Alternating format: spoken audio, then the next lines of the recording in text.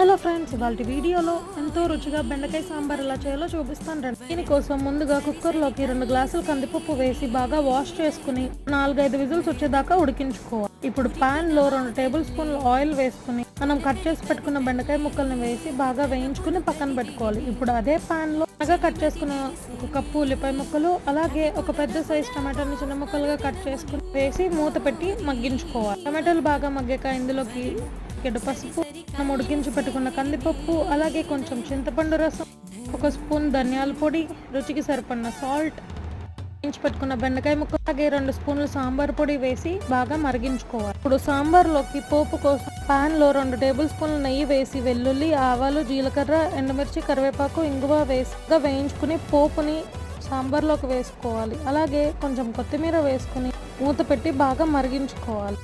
అంతే, మన ఎంతో టేస్టీ బెండకాయ సాంబార్ రెడీ. మీకు నచ్చిందా? నచ్చితే